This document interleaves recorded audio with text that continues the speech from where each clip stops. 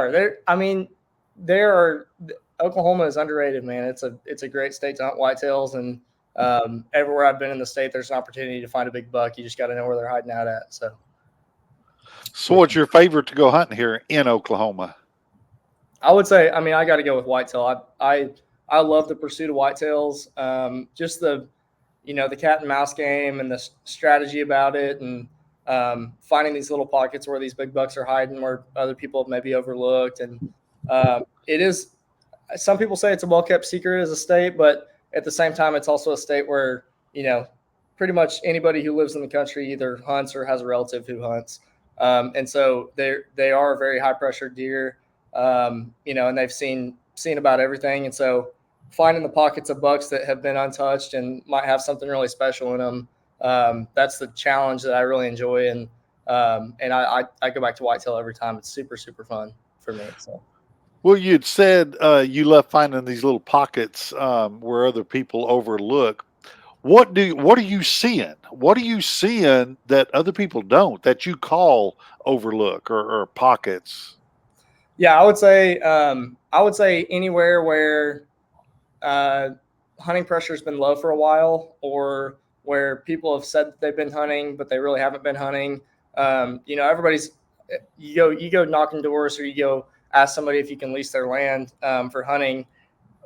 I would say, out where I grew up, 80% of the time they're going to say, yeah, I've got a cousin, or I've got a grandson, or I've got a nephew who hunts that.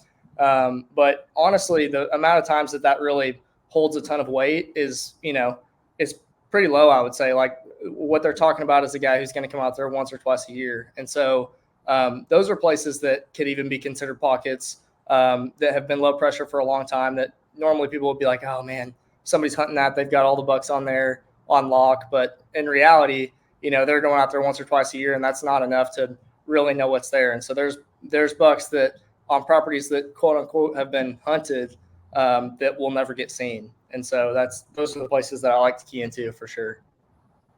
Little 10-acre deer that never leave except for during the rut, and they pretty much have a home range, and nobody knows about them. Exactly. It's great, dude.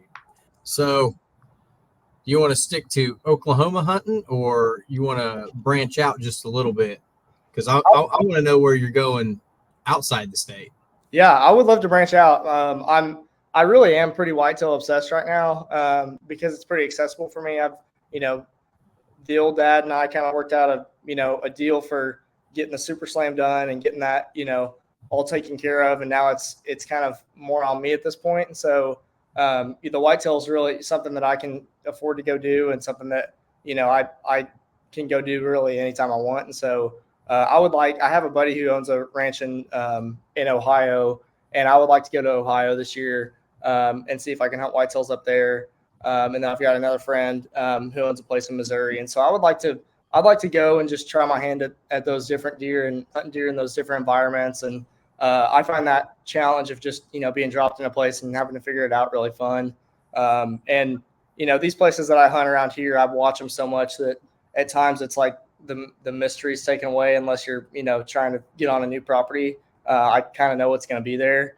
And so the idea of going somewhere where I don't know what is there, what has been there, how much it's been hunted, I'm just kind of going in there blind and putting a camera up or putting a stand up. That stuff's really fun sounding to me. So I think I'm going to try to make it up to those two places this year and try my hand at that. And then as far as non-whitetail, I just booked a trip to go aoudad hunting in West Texas at the end of September. And so that's my next hunt.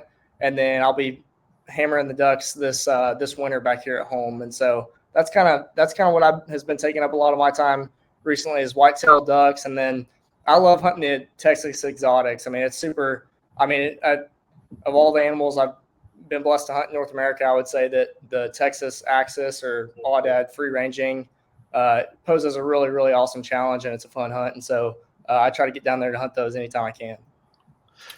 For everybody following along at home, Lincoln was, tell me if I'm saying this wrong, the youngest person to complete the Super Slam with a bow. Yes, sir. Right? Yeah. Youngest with any weapon, but yes, sir, with a bow as well. we skipped over that part in the intro, man. We usually just like to bring you on and get you talking, and we'll worry about telling everybody who you are and what you did afterwards. Hey, it's all good. It's So all good.